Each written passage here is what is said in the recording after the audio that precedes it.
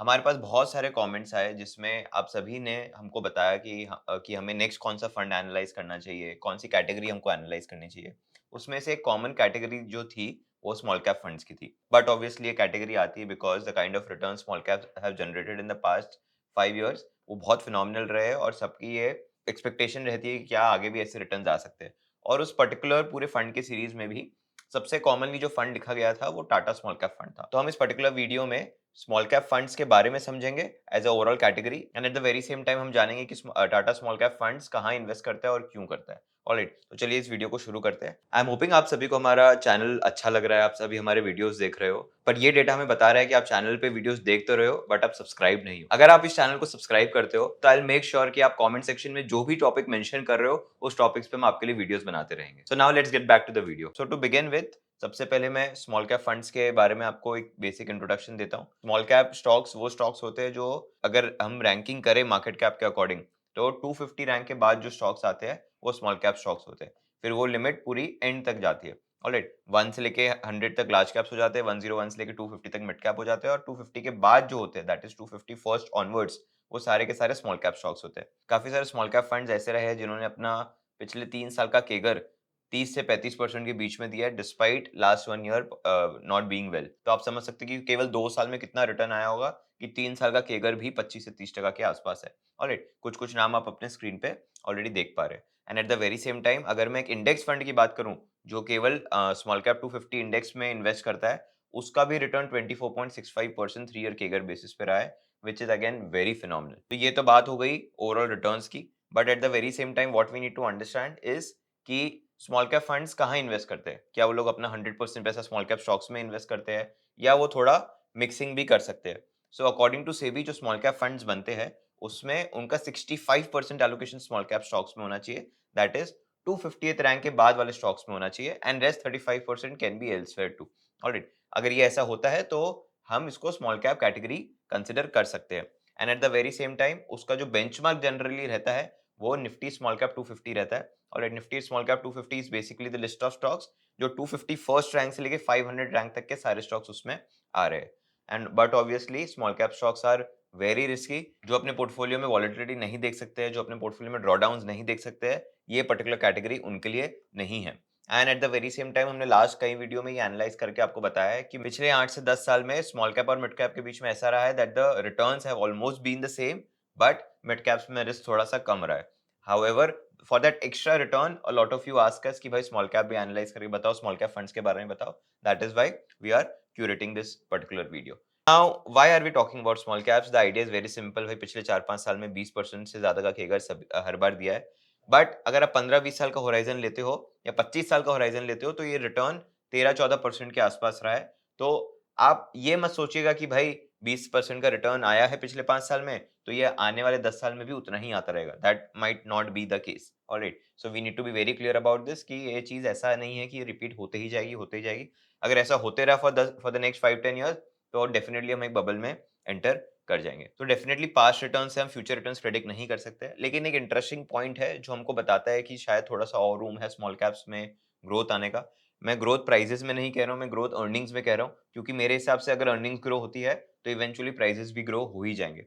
अब ये चार्ट को देखते हैं। इस चार्ट में corporate profit as a percentage of GDP mentioned है, unlisted universe profit to GDP mentioned है, दैट इज अनलिस्टेड स्टॉक्स जो है उनका जो प्रॉफिट्स है as a percentage of GDP mentioned है और total profit to GDP mentioned है। ऑलराइट, फॉर एग्जांपल 2008 की बात करूं तो आपको 6.2 का एक नंबर दिख रहा है। ये 6.2 क्या डिनोट कर रहा है? ये डिनोट कर रहा है कि जो लिस्टेड कंपनीज थी, ऑलराइट, उनका टोटल जो प्रॉफिट था डिवाइडेड बाय उस समय की इंडिया की जो जीडीपी थी उसका शेयर कितना है, तो अराउंड 6.2% आ रहा है। ऑलराइट, और 1.7% क्या है ये जो अनलिस्टेड यूनिवर्स है हमारी उसको उसके सारे प्रॉफिट्स को डिवाइड करेंगे हम जीडीपी से तो हमारा नंबर 1.7% आ रहा है। तो ये बेसिकली एक प्रॉफिट्स और जीडीपी का कंपैरिजन कर रहा है। इन दोनों को आप टोटल करोगे तो 7.9% आ रहा है जो नंबर हम यहाँ पे देख पा रहे हैं। सो ये हमको डिनोट कर रहा है कि 2008 में प्राइजेस तो बहुत तेजी से बढ़ रहे थे, हालांकि उतनी तेजी से नहीं, बट अर्निंग्स भी काफी अच्छे पेस पे बढ़ रही थी as a percentage of GDP. Interestingly वो नंबर 7.9% का आज तक अचीव नहीं हुआ है। लास्ट हम 2022 में 6.4% तक चले गए थे। ऑलराइट, फिर एक 2022 में थोड़ा सा स्लो डाउन आया था तो number started falling back again. आज वो नंबर 2024 में जो हमारे पास लेटेस्ट डेटा है 5.2% के आसपास कहीं पे है। सो 7.9% था हाईएस्ट, 6.4 हम देख के आए टोटल का, और 5.2 आज के टाइम पे। खाली लिस्टेड वाले का पार्ट का बात करूँ तो मैं 6.2% हम हाईएस्ट देख के आए, 4.4 हमने रिसेंटली 2022 में फिर देखा, अभी वो करीबन-करीबन हमारा 5.2% के आसपास है। इसमें अनलिस्टेड का डेटा डेफिनिटली नहीं है हमारे पास, क्योंकि वो ईयर एंड होने पे अनलिस्टेड का कैलकुलेट करने में टाइम लगता है और डेटा आने में हमको समय लगता है। That is something that we need to understand कि ये डेटा हम देख के समझ सकते हैं कि भाई क्या प्रॉफिट्स ग्रोथ में रूम है या नहीं है। Alright, it is just one of the indicators which we all use, जैसे हम वॉरेन बफेट इंडिकेटर यूज़ करते हैं, वैसे ये भी एक इंडिकेटर है। अब स्मॉल कैप में एक इंटरेस्टिंग चीज़ और है, जैसे हम लार्ज कैप्स को जब देखते हैं तो हम देखते हैं कि हाँ भाई, इंडेक्स में इन्वेस्ट करना भी एक अच्छा ऑप्शन हो सकता है, क्योंकि वहाँ पे इंडेक्स का रिटर्न और जो एक्टिव लार्ज कैप फंड है उसका रिटर्न ऑलमोस्ट एट पार होता है। उसका रीजन ये है क्योंकि लार्ज कैप स्टॉक्स में अल्फा जनरेट करना थोड़ा सा डिफिकल्ट हो जाता है। The reason is very simple कि जो भी इंफॉर्मेशन होती है वो ऑलमोस्ट प्राइस्ड इन होने लग जाती है। फॉर एग्जांपल सेल्स के नंबर्स है, प्रॉफिट्स के नंबर है, लार्ज कैप्स के केसेस में वो एफिशिएंसी प्राइस में बहुत जल्दी आ जाती है। इसलिए you as a fund manager, you as a research analyst, it becomes very difficult for you कि आप लार्ज कैप्स में आउट परफॉर्मेंस ले आओ विज़-विद द इंडेक्स, आपका थोड़ा सा एनालिसिस बेटर करके। ऑलराइट, बट वही सेम चीज जब हम स्मॉल कैप्स में बात करते हैं, so that thing improves. Alright, वहाँ पे इनएफिशिएंसी थोड़ी सी ज्यादा है, इसीलिए active fund management is much more in trend. वहाँ पे बहुत आराम से फंड मैनेजर्स अगर अच्छे से एनालाइज करें तो इजीली इंडेक्स को बीट कर सकते हैं। ये मैं आपको डेटा के साथ बैक करके दिखाऊंगा। सो that is definitely the case. और ऐसे कुछ और रीजंस है जिसकी वजह से मैं ये कह सकता हूँ कि भाई आपको स्मॉल कैप्स में अगर आप इन्वेस्टिंग कर रहे हो तो आप एक्टिव फंड्स के थ्रू आपको करनी चाहिए। ऑलराइट, उसके कुछ-कुछ कारण ये है कि फॉर एग्जांपल अगर मैं इंडेक्स की बात करूँ, the Nifty small cap 250 index, तो उसमें 4 ऐसी कंपनियों का एग्जांपल मैंने आपके लिए लिया है जो कि कोई ना कोई रीज़न से, फाइनेंशियल फ्रॉड की वजह से या फिर इंसॉल्वेंसी की वजह से इंडेक्स से निकल गई। अब उसमें एक्टिव फंड मैनेजर अगर रहता है, तो वो इंश्योर कर सकता है कि ये सारे स्टॉक्स इंडेक्स से निकले उससे पहले ही हम उसमें से एग्जिट ले लें। और वो इंडेक्स से निकलना, ऐड होना स्मॉल कैप्स में ज़्यादा कंसिस्टेंटली होते रहता है, क्योंकि टाइम एंड अगेन वी सी कि भाई छोटी कंपनियों में इंसॉल्वेंसी, ये सारे इश्यूज ज्यादा होते हैं। अगर मैं आपको डेटा के साथ बात करूं, तो जो 2016 से जितनी भी कंपनियां रिपोर्ट हुई है फॉर इंसॉल्वेंसी इश्यूज, ऑलराइट, करीबन करीबन 8,308 कंपनियां हुई है, उसमें से 80% कंपनियां वो रही है जो स्मॉल और माइक्रो कैप कंपनीज की कैटेगरी में आती है। तो हमको उससे बचना है कि हम उन कंपनीज में इन्वेस्ट ना हो जाए जो कि इंसॉल्वेंसी के कगार पे चली जाए, तो उसके लिए एक्टिव फंड मैनेजमेंट एक अच्छा सोल्यूशन बन जाता है। So that is one of the main reason. Second reason is definitely हमको एज अ फंड, हमको as an investor small caps में उन स्टॉक्स में नहीं जाना है जहाँ पे लिक्विडिटी नहीं हो, जहाँ पे वैल्यूएशंस बहुत हाई हो, या फिर जहाँ पे उनके फंडामेंटल्स के बारे में हमको पता नहीं चल पा रहा है। अब एज एन इन्वेस्टर हम डायरेक्टली तो शायद जाके उसको एनालाइज नहीं कर पाएंगे, क्योंकि बहुत बड़ा यूनिवर्स है स्मॉल कैप्स का। तो जो फंड मैनेजर है वो ये चीज को हमसे बेटर एनालाइज कर पाता है, वो फंडामेंटल स्मॉल कैप्स के बेटर स्टडी कर पाता है, और यहाँ पे नीड भी ज्यादा हो जाती है वो स्मॉल कैप्स के फंडामेंटल्स को स्टडी करने के लिए। तो इस कारण से हमको एक्टिव फंड मैनेजमेंट वहाँ पे थोड़ा सा प्रेफरेबल हो जाता है। एंड साथ ही साथ और भी बहुत इंपॉर्टेंट पॉजिटिव रीजंस है। फॉर एग्जांपल, इंडिया में अगर आप देख रहे हो कि मैन्युफैक्चरिंग का बूम आ रहा है और धीरे धीरे पिकअप कर रहा है, तो द इंटरेस्टिंग पॉइंट इज कि इंडिया में 60% से ज्यादा कंपनियां जो मैन्युफैक्चरिंग को बिलोंग करती है वो स्मॉल कैप कैटेगरी को भी बिलोंग करती है। तो अगर आप मैन्युफैक्चरिंग पे बुलिश हो इंडिया में, तो ऑटोमेटिकली आपको स्मॉल कैप पे बुलिश होना ही पड़ेगा। ऑलराइट, जो पूरा का पूरा पीआईएल स्कीम है, मेक इन इंडिया स्कीम है, that all supports these small cap companies which are into manufacturing, and 60% of that is manufacturing. Alright, so that is the case. Second interesting thing that is happening in our country is the expenditure that is increasing on R&D, research and development में। आप जैसे इस graph में देख पा रहे हो, पहले ये नंबर बहुत ही कम था, और ये 2020-21 में आते आते ये नंबर करीबन करीबन 1,27,000 करोड़ पे पहुंच गया है। और as a proportion of GDP definitely थोड़ा गिर रहा है, but in absolute terms it is increasing, which is a good sign. And regarding R&D, one interesting thing is कि there's a lot of exchange also between countries regarding research and development, so that is also there. But yes, as a proportion of GDP, this number can go higher in future, so that there is good progress that comes in manufacturing service sector जहाँ पे R&D actually में required है।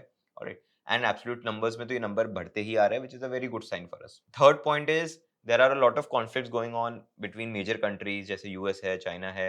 alright, so उन conflicts की वजह से कुछ sectors ऐसे हो सकते हैं जो कि इंडिया की तरफ शिफ्ट हो सकते हैं। फॉर एग्जाम्पल, हमने 17-18 के टाइम पे देखा था कि केमिकल एक ऐसा सेक्टर था जो चाइना की इंटरनल पॉलिसीज की वजह से इंडिया शिफ्ट हो गया, and that sector saw huge rally. Alright, so वैसे ही बहुत सारे ऐसे सेक्टर्स अभी भी हो सकते हैं जो कॉन्फ्लिक्ट्स की वजह से या फिर टैरिफ वॉर की वजह से इंडिया के पास आ सकते हैं and India can be a beneficiary of the same. Alright, so that is one very interesting thing. And likewise जैसे मैन्युफैक्चरिंग सेक्टर स्मॉल कैप को बिलोंग करता है, अगर मैन्युफैक्चरिंग सेक्टर बूम होता है तो गोज विदाउट सेइंग उसके साथ की सर्विसेज जैसे कि वेयर हाउसिंग है, एंसिलरी अदर एंसिलरी सर्विसेज है, लॉजिस्टिक्स है, ये सब भी बेटर करेंगे। अब इंटरेस्टिंग पार्ट ये है कि ये सारे सर्विस और ये सारे सेक्टर्स की कंपनियां भी स्मॉल कैप को बिलोंग करती है। Alright, I have listed a few names for you. Alright, there is delivery, there is VRL Logistics, there is TCI Express. Alright, there's a lot of companies which belong to this particular category, right from a 800 crore market cap to a 32,000 crore market cap. आप देख सकते हो कि यहाँ पे हमारे पास कंपनियां है available. So these are some very important facts and figures that we need to understand कि क्यों स्मॉल कैप्स की तरफ लोग इतने बुलिश है, क्यों 5 साल में इतना अच्छा परफॉर्मेंस आया है, क्यों आगे भी परफॉर्मेंस अच्छा आ सकता है। However, जो पास्ट परफॉर्मेंस आया है उतना अच्छा आना तो थोड़ा सा डिफिकल्ट यहाँ से लगता है।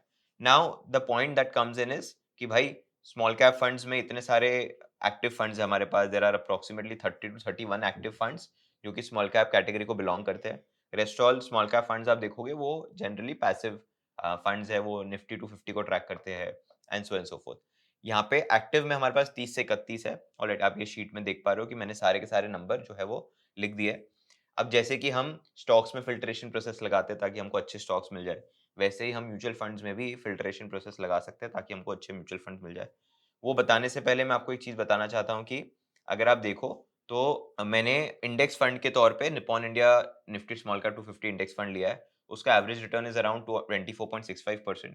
अगर मैं देखूं तो ऐसे बहुत सारे एक्टिव फंड्स मिल जाएंगे मुझे जिन्होंने इस पर्टिकुलर रिटर्न से ज्यादा रिटर्न जनरेट किया है on a 3 year average annual rolling return basis. Alright, so that is a very interesting fact कि हम जो चीजें अभी तक बोलते आ रहे थे कि भाई एक्टिव फंड्स बेटर होते हैं, तो यहाँ से थोड़ा बहुत प्रूव भी हो जाता है।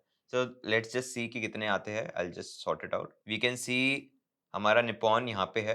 ऑलराइट, 24.65% है उसका।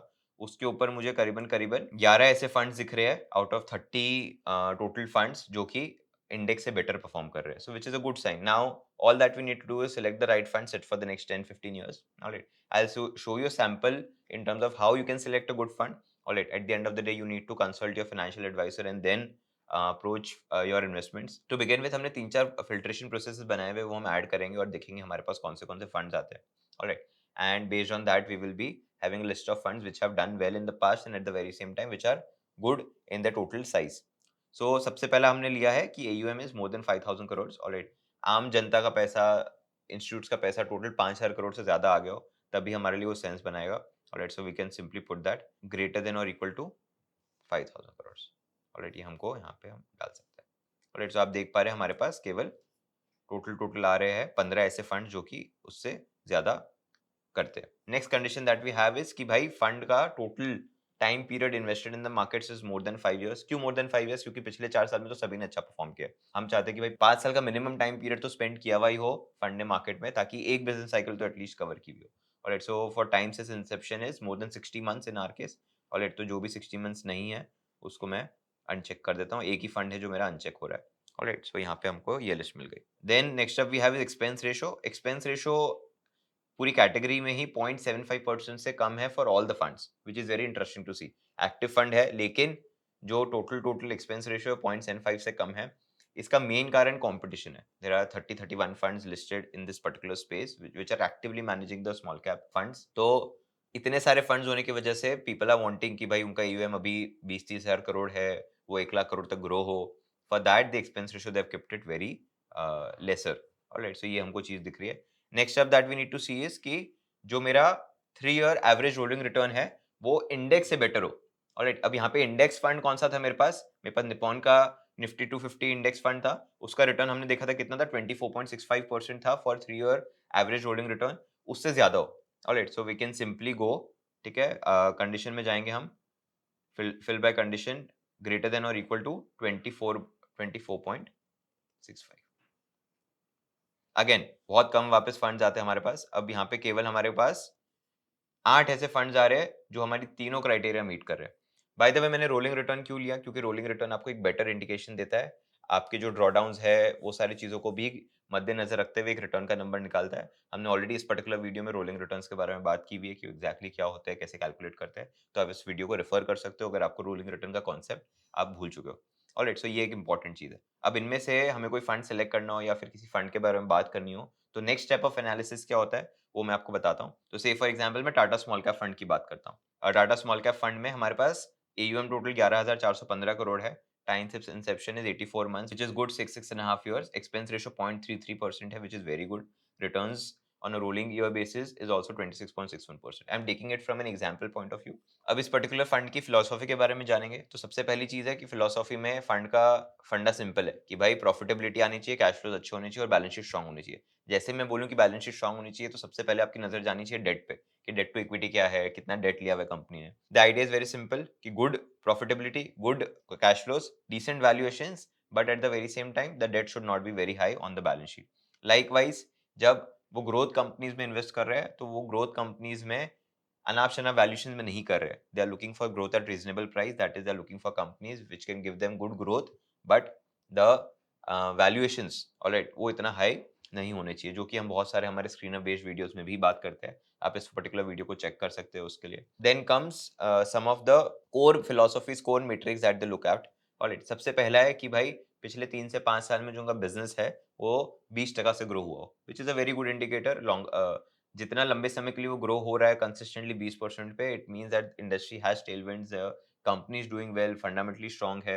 Alright, so that is one of the important parameters that they put. क्या वो कंपनी में पोटेंशियल है कि 20% से तो ग्रो हो रही है पिछले 3-5 साल में, बट फ्यूचर आउटलुक में क्या वो कंपनी 5 से 10 गुना बड़ी हो सकती है क्या? ठीक है, for example there are companies which are into industries जो 5-10 गुना बड़ी हो ही नहीं सकती। ऑलराइट, कोई ऐसा प्रोडक्ट वो बना रही है जिसमें इतना पोटेंशियल ही नहीं है कि पूरा इंडस्ट्री 10 गुना बड़ा हो जाए। But there are some companies, there are some products, there are some industries जो यहाँ पे ग्रो हो सकती है 10 गुना के स्केल पे। ऑलराइट, फॉर एग्जांपल आज के टाइम पे हम एआई की बात कर रहे हैं, आज के टाइम हम डेटा सेंटर्स की बात कर रहे हैं, तो इनमें पोटेंशियल है कि यहाँ से 10 गुना भी हो सकता है। So giving you just an example कि इसको कैसे समझा जा सकता है। तो उनका ये इंपॉर्टेंट मेट्रिक है from business point of view. Next thing that we need to understand is the matrix that they look from a balance sheet point of view. Balance sheet point of view से simple चीज है कि market cap 1000 crore से ऊपर होना चाहिए, preferably 5 से 10,000 करोड़ के रेंज में हो तो ज्यादा अच्छा केस है वो, क्योंकि वहां पे मार्जिन ऑफ सेफ्टी थोड़ी सी बढ़ जाती है।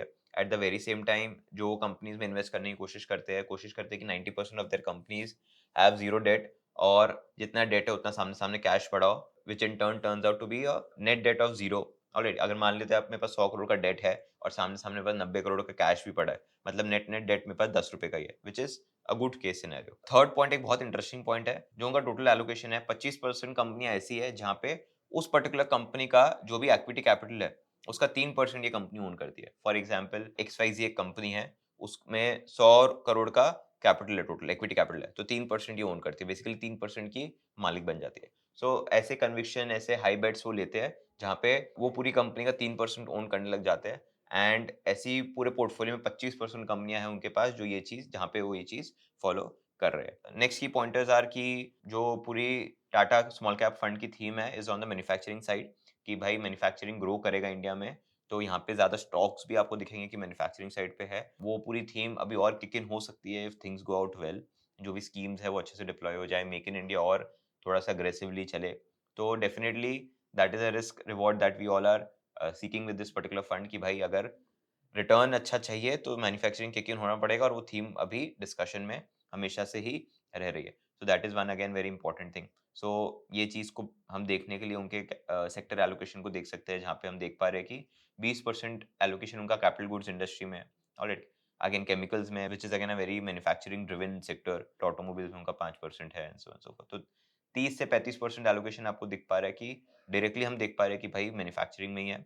And if you come down तो आपको छोटे छोटे पॉकेट्स में और मैन्युफैक्चरिंग थीम बेस्ड इन्वेस्टमेंट्स दिखेंगे। एंड टू एंड विद, अगर और चीजें जो मुझे इसमें देखनी है apart from the quantitative matrix which we saw on the previous sheet, and apart from some of the qualitative matrix that we saw here, हम ये समझ सकते हैं कि जो फंड मैनेजर है, ऑलराइट, इनके साथ हमने एक पॉडकास्ट भी शूट किया था, तो हमको जो डिस्कशन हमारा इनके साथ हुआ था वो देख के ये लगा था कि भाई इनका अप्रोच थोड़ा बॉटम अप है। बॉटम अप अप्रोच का मीनिंग ये है कि वो कंपनी के निटिग्रिटीज को स्टडी करते हैं और फिर उसमें इन्वेस्टमेंट डिसीजन लेने का ट्राई करते हैं। अपार्ट फ्रॉम दैट जो टॉप डाउन अप्रोच होता है उसमें लोग पहले जीडीपी देखते हैं, फिर इंडस्ट्री देखते हैं, उसके बाद कंपनी पे आते हैं। यहाँ पे थोड़ा सा रिवर्स वे में चलता है। एक्टिव फंड मैनेजमेंट में जनरली बॉटम अप अप्रोच थोड़ा सा ज्यादा फेमस है। And apart from that they generally avoid commodity driven companies, क्योंकि वहां पे फ्लक्चुएशंस बहुत ज्यादा आ सकते हैं। जैसे हम ये वीडियो रिकॉर्ड कर रहे हैं, आप सभी जानते हैं गोल्ड सिल्वर के प्राइसेस बहुत ज्यादा तेजी से बढ़ रहा है। Silver is one of the commodities जो इंडस्ट्रियल यूजेज में काम आता है। तो वही साइकिल है, वो बढ़ता भी उसी पेस से, कभी कभी गिरता भी उसी पेस से।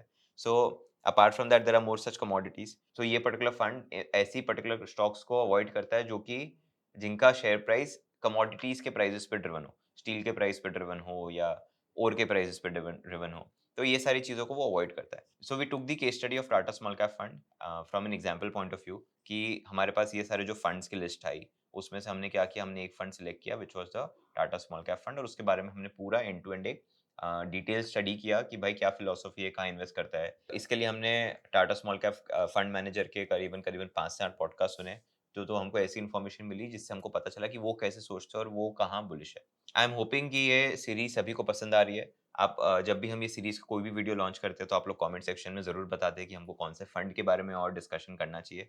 तो इस वीडियो में भी आप डेफ़िनेटली ये चीज़ करिएगा कि कमेंट सेक्शन में हमको बताइए कि ने कौन सा नेक्स्ट फंड हम लें और किसकी एनालिसिस करें। And at the very same time हम देखते हैं कि बहुत लोग हमारे चैनल पे आते हैं, अच्छे कमेंट्स छोड़ के जाते हैं। Eight the very same time viewership भी आती है, बट सब्सक्राइब बटन हिट नहीं करते। आपके एक सब्सक्राइब बटन से हमको बहुत मोटिवेशन मिलेगा। तो मेक श्योर आप वीडियो को देखने के साथ ही साथ सब्सक्राइब बटन पे भी क्लिक करें, ताकि हम आपके लिए ऐसे और वीडियोज़ लाते रहें और हम मोटिवेशन हमारा बरकरार रहे।